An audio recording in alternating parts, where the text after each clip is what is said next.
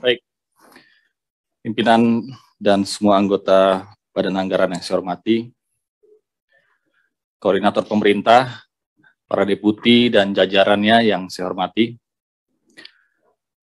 semua terlihat baik-baik saja di atas kertas.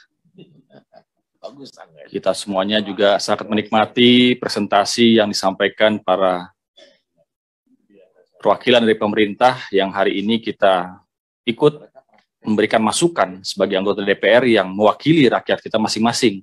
Dan itu sebuah tugas konstitusi kita. Saya pikir jangan kemudian kita tipis telinga dan kita merasa tidak begitu enak diri dengan apa yang disampaikan segenap anggota DPR RI.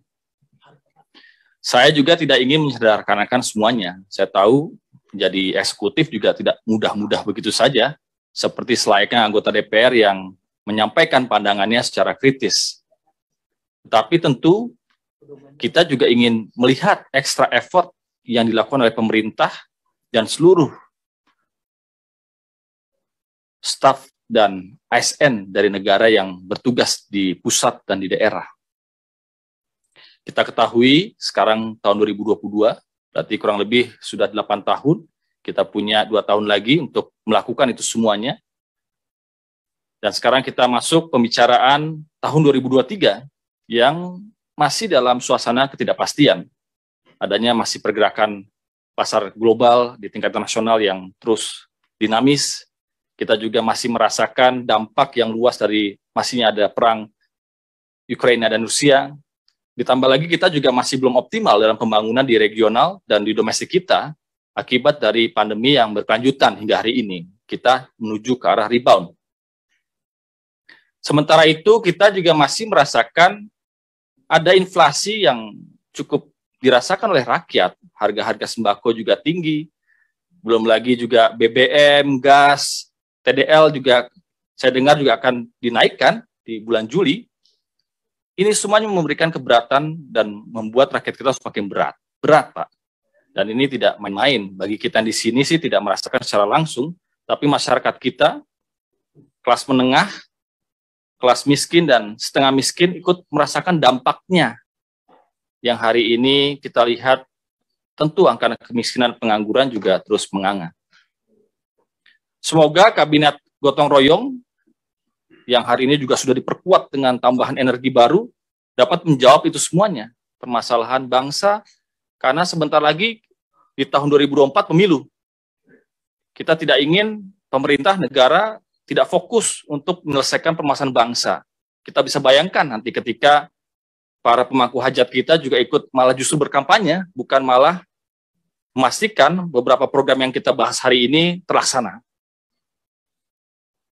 Kami di Banggar juga gotong royong, Pak. Kami bergotong royong untuk memastikan pemerintah kita, negara kita berjalan dengan baik. Karena tujuan kami sama. Kalau daerah kami tidak sukses dan tidak berhasil, ya kita juga yang merugi, anggota DPR semuanya yang ada di sini. Dalam camp PPKF di tema RKP tahun 2023, ini sudah sangat luar biasa ya judulnya ya. Peningkatan produktivitas untuk transformasi ekonomi yang inklusif dan berkelanjutan.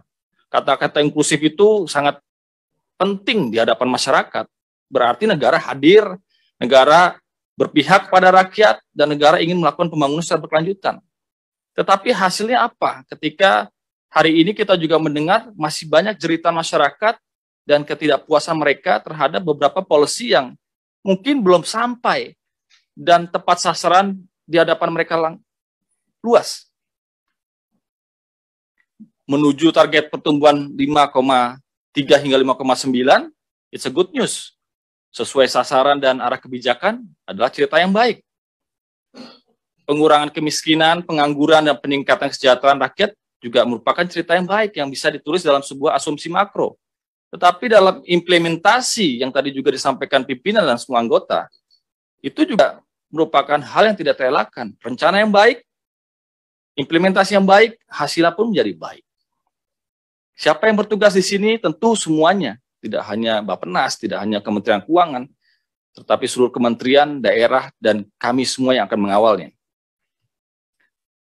Pemerataan pembangunan sesuai prioritas nasional dari prioritas 1 dengan 7, ternyata lebih banyak yang non-prioritasnya. Anggaran non-prioritas lebih besar, tadi juga sudah disinggung. Saya pikir justru pengawasan kita juga tidak hanya berhenti di program prioritas saja, tapi bagaimana yang non-prioritas juga dikawal. Jangan sampai meleset, karena kalau sudah meleset, tolong direvisi saja di tahun berikutnya. Berarti tidak tereksekusi dengan baik. Jangan dijadikan program-program yang copy-paste lagi, yang akhirnya kita memenuhi sebuah persyaratan perencanaan, begitu saja. Nah, pertanyaan sederhananya adalah, bagaimana Bapak bisa memastikan proyek-proyek, major project kita yang ada hari ini kita rencanakan, itu bisa diselesaikan tepat waktu. Tidak usahlah kita bicara selesai, karena itu juga berkelanjutan, tetapi minimal progresnya terlihat. Jangan sampai ada kita mengatakan akselerasi pembangunan, tetapi sesungguhnya tidak terjadi akselerasi tersebut. Terjadinya justru kemacetan-kemacetan yang kita tidak inginkan, kemudian akhirnya malah tidak selesai, bahkan berhenti. Apakah itu yang disampaikan berkaitan dengan food estate, kereta api cepat, distribusi program Perlinsos? Bayangkan, program Perlinsos itu ratusan triliun, 400 lebih triliun. Ketika distribusinya tidak sampai dan tidak merata di seluruh tanah air, distribusi Perlinsos itu menjadi permasalahan. Kemudian bagaimana kita juga menjawab angka stunting. Presiden juga setelah menyampaikan pentingnya kita memperhatikan tingkat stunting di seluruh tanah air. Kematian ibu-ibu hamil. Tapi ketika hari ini masih adanya beberapa di daerah yang merasakan hal tersebut, berarti kita belum bisa memastikan tepat sasaran dari program tersebut. Bagaimana juga terkait dengan reformasi sistem kesehatan nasional. Kita mengalami 2 tahun lebih negara kita terombang-ambing akibat pandemi COVID-19, kesehatan pilar utama kita. Nah, bagaimana kita merencanakan agar ke depan tidak terjadi hal yang serupa. Infrastruktur kesehatan kita, para tenaga-tenaga kesehatannya juga diperhatikan. Tidak hanya kesejahteraannya, tetapi fasilitasnya. Sehingga reformasi sistem itu mesti harus berkelanjutan. Lebih lanjut dari itu juga, yang saya sampaikan di sini adalah transformasi digital. Kita punya peluang ketika negara kita harus memaksakan diri meningkatkan kapasitas teknologi dan kemampuan digitalisasi kita. Sehingga sudah pasti, tolong dikawal juga program infrastruktur digitalisasi kita. Agar ke depan, jauh di mata dekat di hati itu juga dirasakan ketika program digitalisasi bisa dijadikan sarana yang membuat kehidupan kita menjadi lebih produktif. Dan bagaimana dengan pembangunan IKN? Kami tidak a priori terhadap keputusan negara pembangunan ibu kota Nusantara ini, tetapi tolong direncanakan dengan bijak. Apakah diharuskan kita menyedot anggaran negara yang sangat besar untuk IKN saja, ketimbang kita juga harus melakukan distribusi pembangunan pemerataan di seluruh tanah air? Dan kalau kita ingin memaksakan dua-duanya besar dan tinggi, berarti hutang negara kita juga tinggi, yang akhirnya beban hutang negara kita antar generasi pun menjadi lebih luas. Tolong itu juga merupakan salah satu diskusi dan perencanaan dari negara, disesuaikan dengan keuangan negara tentunya, agar kita juga tidak ada yang dikalahkan dari kacamata program yang prioritas dan non-prioritas tersebut. Lantas, bagaimana major project yang berkaitan dengan EBT, energi baru terbarukan, yang hari ini kita harus menjadi lokomotif pembangunan di kawasan regional kita. Ketika kita semangat sekali dalam G20 presidensi di tingkat dunia, tapi kita tidak juga mengarah kepada perencanaan bagaimana pengembangan EBT tersebut. Dan yang terakhir menurut kami yang juga cukup penting terkait dengan UMKM. Saya pikir UMKM juga merupakan pilar pembangunan, peningkatan kesejahteraan dan ekonomi kerakyatan yang harus perhatikan. Jangan sampai UMKM kita tumbuh kembang, tapi bisa juga tidak tumbuh kembang, malah banyak yang tumbuh mati, begitu, tidak bertahan dan tidak berkelanjutan. Masih ada waktu 2 tahun, setidaknya tahun depan adalah tahun 2023, tahun 2024 saya yakin bisa saja mesin negara ini berkurang 50% karena semua fokus terhadap pemilu. Sehingga tolong yang pertama adalah pastikan Bappenas, pemerintah secara keseluruhan mendorong produktivitas berbagai sektor ekonomi di Indonesia. Ekonomi kita harus terus meningkat karena kita tidak ingin rezim defisit 3% ini terus menganga, kita harus kembali ke sana lagi pasca COVID-19. Yang kedua, tolong pastikan pemerintah mengawal perkembangan kondisi pasar komoditas pangan kita. Tadi sampaikan beberapa kawan kita, pangan kita ini merupakan kebanggaan bangsa kita. Kita ingin berdikari di negeri sendiri. Kita ingin ketahanan pangan kita yang terutama energi kita dan keuangan kita. Jangan sampai ke depan kejadian di dunia atau global events itu justru berdampak besar terhadap negara kita. Jangan sampai ada resiko keuangan dan kita tidak melakukan mitigasi perencanaan yang baik dan kemudian sektor pangan kita terkendala. Saya juga masih mendengar beberapa petani kita, para pekebun kita, mereka merasa tidak begitu happy ketika melihat negara kita ini mestinya kaya dengan lumbung pangannya, gemah ripah loh jinawi, tetapi ketika mereka musim panen, mereka harus dibanjiri impor. Ketika mereka mau tanam, pupuknya tidak bisa dicari dan bahkan mahal. Sementara itu, BUMN kita selalu disuntik terhadap anggaran penerimaan penyertaan modal negara atau PMN yang jumlahnya triliunan. Tapi ketika kita merevitalisasi industri yang berhubungan dengan sektor pertanian kita tidak mampu, yang akhirnya kembali kepada masyarakat kita yang merugi. Kami di Komisi 6 juga telah menyetujui bersama-sama teman-teman di Banggar, subsidi energi 70 sekian triliun, top up dari apa yang sudah dilakukan selama ini. Sehingga saya juga ingin menyampaikan bahwa jangan sampai kita ini hanya berharap besar dari subsidi, tetapi juga harus dicari nilai keekonomian pasar. Kita bukan anti subsidi, justru saya mendorong masyarakat yang terdampak diperhatikan, tetapi tepat sasaran. Yang menikmati mereka, bukan mereka yang menikmati adalah ya para pemain-pemain bidang tersebut, seperti itu. Karena sekali lagi BUMN harus profit dan memberikan benefit kepada masyarakat luas, bukan hanya menerima dari tangan-tangan pemerintahan melalui peminjaman modal, penyertaan negara, dan membayar hutang.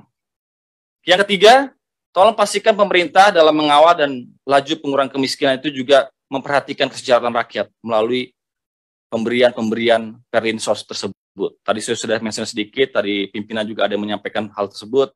BLT, Pak, sembako, Pak, mesti tepat sasaran. Bantuan untuk usaha mikro, kecil dan menengah, Pak. Belum lagi ada kartu prakerja. Jadi kalau ada tajuk berkata, kita memerlukan big data. Ya benar, big data itu kita perlukan. Big data yang terintegrasi.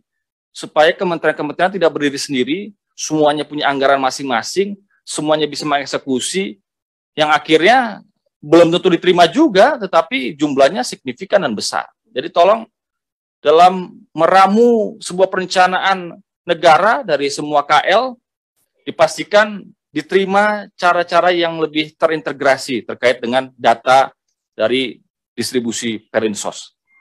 Kan niatnya kita membantu, anggarannya juga cukup besar, sehingga pastikan sampai betul, tidak kemudian terputus, apalagi tidak tersampai kepada mereka. Subsidi itu sebuah jalan bagi pemerintah untuk membantu rakyatnya. Negara boleh kempes kantongnya, tetapi rakyat tidak boleh kempes kantongnya. Lebih dari itu juga saya ingin menyampaikan, Pak, saya ini anak kolong. Saya tahu hidup sebagai anak tentara, tidak mudah juga. Saya ingin tolong Bappenas, Kementerian Keuangan, kalau bisa juga bagaimanalah kita memikirkan kesejahteraan mereka. Apakah TNI Polri kita tidak bisa dinaikkan gajinya? Sudah hampir 8 tahun ini tidak ada perhatian terhadap mereka. Padahal mereka adalah yang terdepan menjaga NKRI. Mereka yang ada di depan ketika negara kita sulit. Ketika COVID, siapa yang berada di depan? Mereka memiliki ban-ban kuning itu. Polisi, TNI. Jangan jenderalnya, Pak. Tetapi ini yang prajurit-prajuritnya. Saya pikir mereka juga perlu perhatian khusus. Sehingga tidak boleh ada diskriminasi antara rakyat miskin dan TNI Polri kita yang bertugas selama ini. Selanjutnya juga masih berkaitan dengan kesejahteraan, karena ini adalah forum mendengar, supaya besok memberikan jawaban dengan baik dan bisa merincikannya dengan baik. Guru-guru, Pak, perawat, guru-guru P3K, apakah tidak bisa dicarikan solusinya? Saya dengar daerah juga kewalahan, banyak daerah yang didemonstrasi. Bupati, wali kotanya tidak mampu memberikan pembiayaan kepada guru-guru honorer atau guru-guru yang diangkat. Nah, apakah tidak ketemu skemanya bagaimana negara juga hadir di situ untuk menyelesaikan permasalahan yang kompleks tersebut? Setidak-tidaknya bertahap. Jangan sampai ya dari tahun ke tahun tidak ada solusi seperti itu. Yang keempat, tolong pastikan juga pemerintah juga merencanakan pembangunan infrastruktur. Infrastruktur ini saya juga mendukung, ya tetap harus ada porsinya pembangunan infrastruktur kita. Jangan sampai kita hanya memperhatikan rakyatnya langsung, perut mereka kenyang, insya Allah, tetapi juga tidak ada pembangunan infrastruktur. Tetapi infrastruktur macam apa? Infrastruktur yang merata. Kalau bisa dibuat zona-zonanya. Di daerah-daerah yang terlihat masih kurang percepatan pembangunan perekonomiannya. Jangan sampai terfokuskan hanya wilayah-wilayah tertentu saja yang akhirnya tidak merata. Karena saat ini saja tidak cukup kita membangun infrastruktur besar di tingkat nasional, mereka juga butuh infrastruktur di tingkat daerah, tingkat desa bahkan. Kalau selama ini tersedot ke bansos, bagaimana desa-desa itu terbangun? Sehingga saya menyambut baik jika dana alokasi khusus tersebut tidak hanya kita fungsikan kepada ketahanan pangan saja, supaya daerah-daerah juga bisa bergerak pembangunannya. Untuk apa? Untuk infrastruktur di tingkat daerah masing-masing. Akhir kata saya juga ingin memastikan kalau ada rencana pembangunan dari Bappenas, pembuatan bandara, pelabuhan, dan infrastruktur fasilitas di daerah, tolong diperhatikan kebutuhan daerah masing-masing. Saya juga ingin menyampaikan dari aspirasi daerah kami, Kabupaten Pacitan, jika memungkinkan suatu saat juga dibangun semacam bandara rintisan, infrastruktur itu akan membuat wilayah yang terjauh dari Surabaya, Jawa Timur paling selatan, dan di arah pojok barat sana, itu juga akan meningkatkan perekonomian secara langsung di kawasan tersebut. Tolong diperhatikan dan direncanakan dengan sebaik-baiknya secara berkesinambungan. Kita tidak mungkin ingin selesai sehari juga pembangunan tersebut, tetapi berkelanjutan. Sekali lagi tolong pemerintah perhatikan sasaran pembangunan SDM kita, agar ke depan kita ini tidak hanya melihat revolusi mental di generasi-generasi muda kita, tapi revolusi mental dalam ya tempat-tempat pejabat-pejabat publik kita hingga hari ini. Mereka juga butuh perbaikan-perbaikan, peningkatan kemampuan, agar apa? Arah pembangunan kita ini bisa melompat tinggi jauh ke depan, tidak hanya meroket, tetapi meroket sumber daya manusianya, dan juga meroket juga pembangunannya secara berlanjutan. Ya, digital ekonomi tercapai, ekonomi hijau tercapai, inovasi, kreativitas, termasuk UMKM kita menjadi juara di tanah air kita. Semoga negara kita semakin hebat, bukan semakin sulit dan setback. Pembangunan itu juga bukan hanya untuk negara, tapi pembangunan untuk rakyat, pembangunan untuk seluruh rakyat Indonesia yang berkeadilan sosial untuk seluruh rakyat Indonesia. Sekian dari kami. Assalamualaikum warahmatullahi wabarakatuh.